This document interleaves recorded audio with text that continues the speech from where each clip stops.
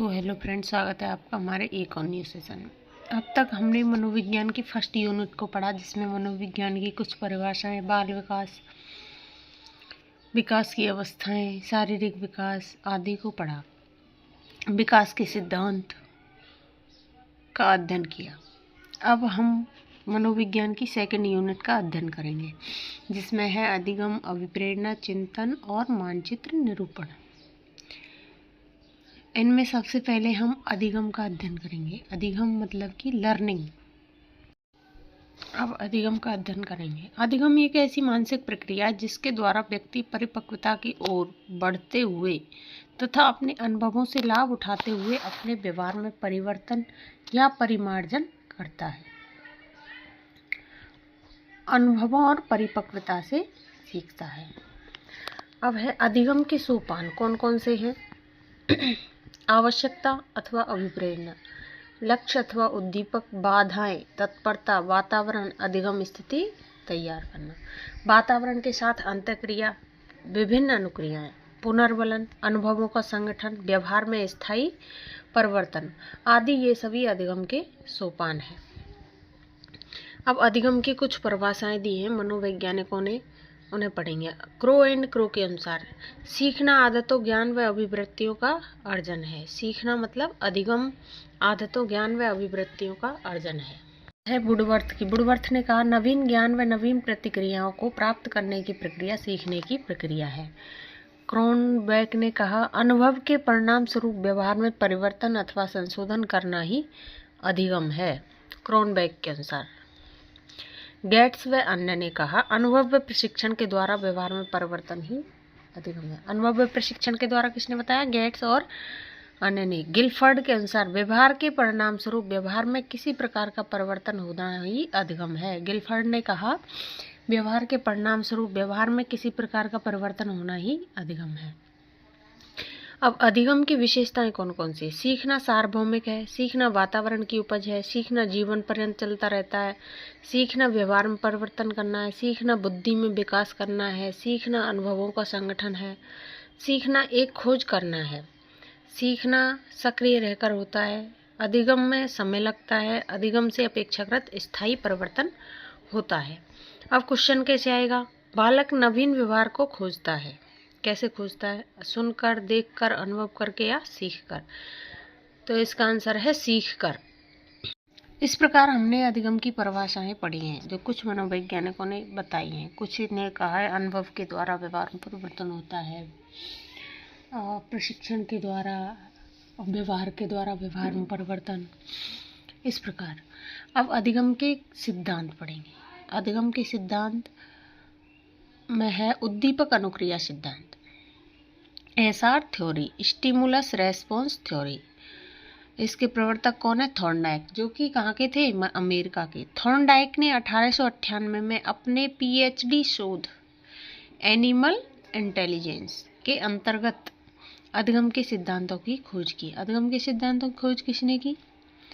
Thorndike ने 1898 में। PhD शोध, कौन सा शोध था? एनिमल इंटेलिजेंस के अंतर्गत। इन्होंने 1913 में अपनी पुस्तक एजुकेशनल साइकोलॉजी के अंतर्गत उद्दीपक अनुक्रिया सिद्धांत को शिक्षा के क्षेत्र में लागू किया। एजुकेशनल साइकोलॉजी किसकी पुस्तक है? थॉर्नडाइक की। कब लिखी थी? 1913 में। अब इन्होंने प्रयोग किया था, भूखी बिल्ली पिंजरे में बंद और बाहर क्या है? मांस का टुकड़ा, जो कि उद्दीपक का काम कर रहा है, और देखकर क्या हो रही है?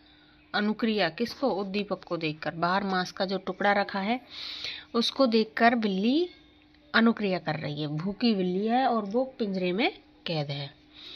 भूखी बिल्ली पर किए गए प्रयोग से इस सिद्धांत का दूसरा नाम निकलता है प्रयास व त्रुटि अथवा प्रयत्न व भूल का सिद्धांत, ट्रायल एंड एरर थ्योरी भी कहते हैं। थॉर्नडाइक के अनुसार उद्दीपक को देखकर अनुक्रिया होती है।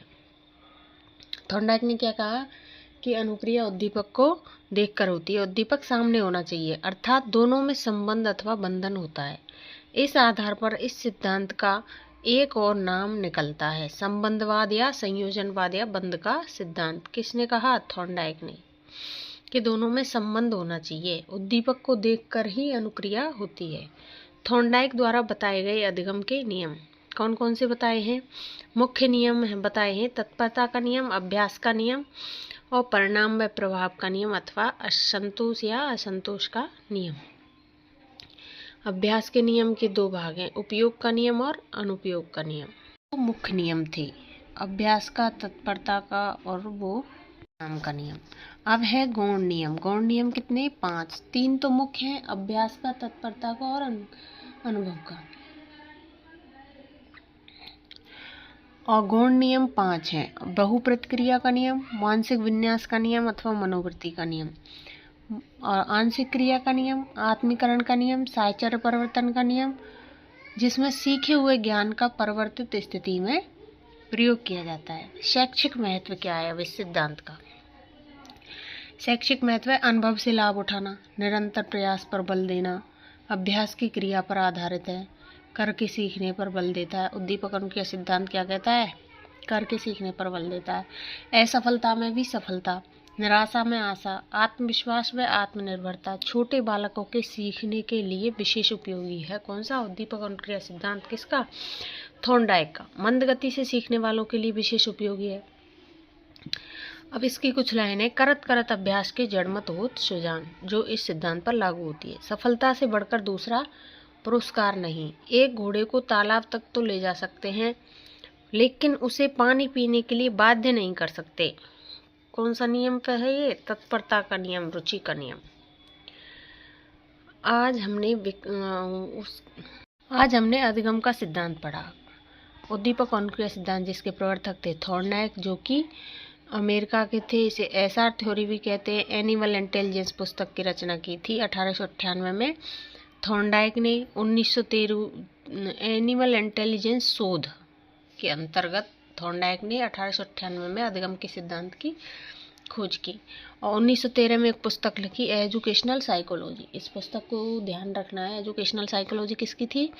थॉर्नडाइक की 1913 में लिखी और भूखी बिल्ली पर प्रयोग किया था और इसलिए इसे प्रयत्न भूल का सिद्धांत भी कहते हैं। थॉर्नडाइक ने 3 मुख्य नियम बताए और 5 गौण नियम। 3 मुख्य नियम कौन से? तत्परता का, अभ्यास का और परिणाम का, और 5 हैं गौण नियम। इस प्रकार आज हमने उद्दीपक अनुक्रिया सिद्धांत का अध्ययन किया। अब आज का सेशन आपको पसंद आया हो तो वीडियो को लाइक, शेयर और कमेंट और चैनल को सब्सक्राइब करो। मिलते हैं अगले सेशन में। कल हम अनुकूलित अनुक्रिया सिद्धांत का CR थ्योरी, जो कि पावलव का है, शास्त्रीय अनुबंधन सिद्धांत।